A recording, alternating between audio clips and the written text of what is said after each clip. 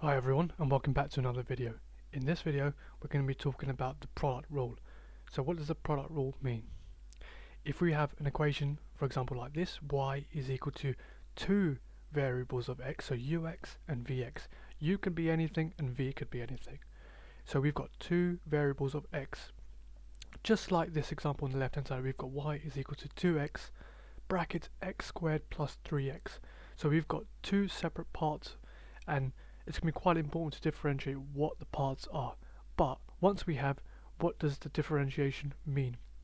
Well, the product rule says the differentiation dy over dx is equal to the differentiation of the u that we've just found out over x. So that's the differentiation of u respect to x. We multiply by the v, so that's the v part we just found out, and then we add the u part plus to multiply by the differentiation of v with respect to x. Now that might sound confusing, but let's go over this example and hopefully you'll understand this. So firstly, it's important to understand once you have, for example, a bracket with another variable of x outside the bracket, we automatically want to recognize that's the product rule.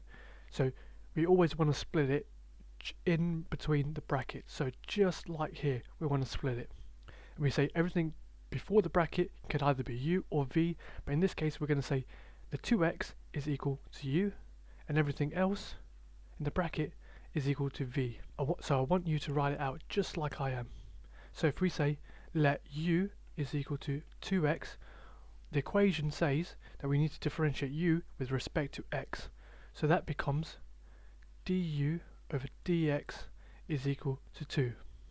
Then we say v is equal to x squared plus 3x, and then here again we differentiate respect to x, so which is dv over dx. That's equal to 2x plus 3. And now the reason why I say it's quite important to lay it out like this is because if we look at this equation, du over dx, that's going to be the top right hand corner.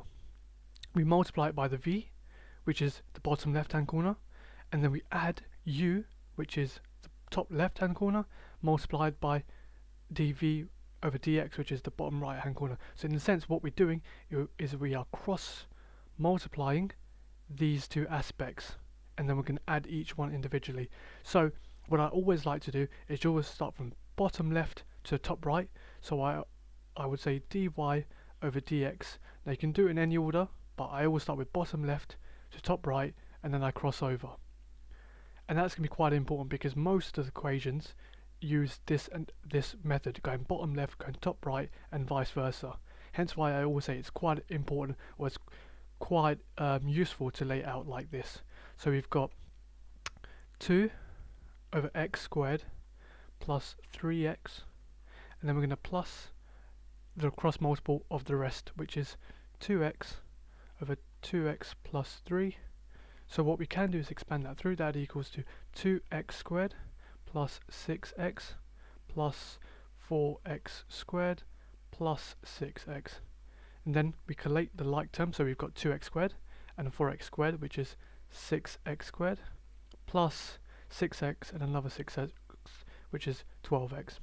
So here we have another example. Like I said, if we've got a bracket term and we've got something outside it, it might be useful to use the product rule, but in this case we've got two bracket terms, so it's going to be quite easy to know it's a product rule. Again, we've got x terms on the left hand side and x terms on the right hand side, so it'll be easy to break it down and split the y equation with two parts. We can let the left hand side equals u and the right hand side equal v.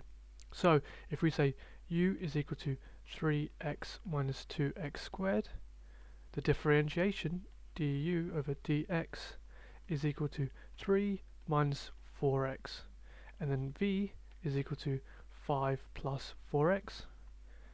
Therefore dv over dx is equal to just 4. Again, we cross multiply, so I'm going to start from the bottom left hand corner. 5 plus 4x multiplied by 3 minus 4x, which is the top right hand corner, plus everything else, which is 4 multiplied by 3x minus 2x squared. Now we're going to expand through, so we get 15 minus 20x plus 12x minus 16x squared plus 12x minus 8x squared. Again, we're going to collect the like terms, so we've got a minus 16x squared and a minus 8x squared, so that's minus 24x squared. We've got a minus 20x plus a 12x plus another 12x, which is positive 24x minus 20, so that's a plus 4x, and then just a minus positive 15. So that's our final answer here, minus 24x squared plus 4x plus 15. So what I'm going to do is just add another example. So welcome back to another one.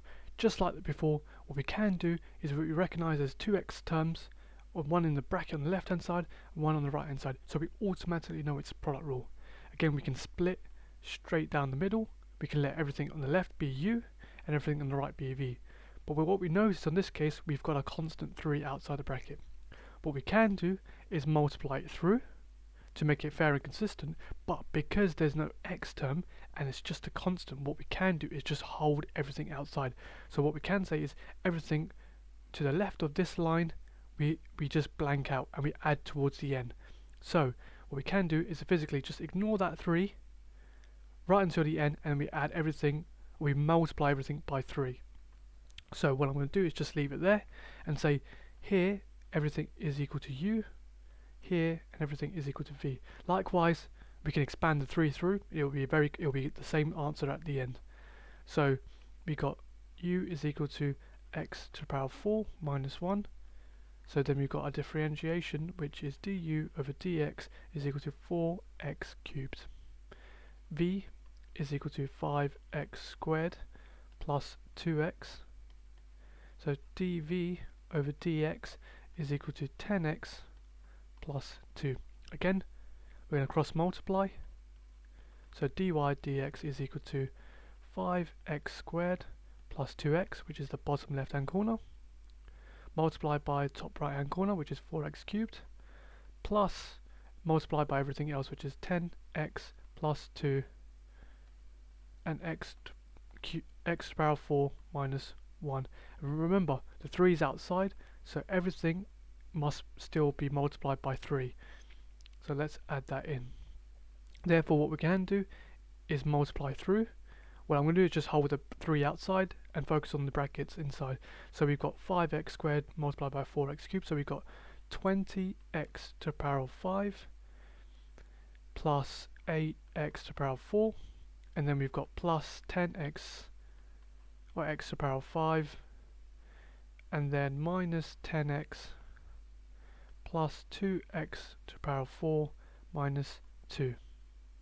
Again, everything is multiplied by 3.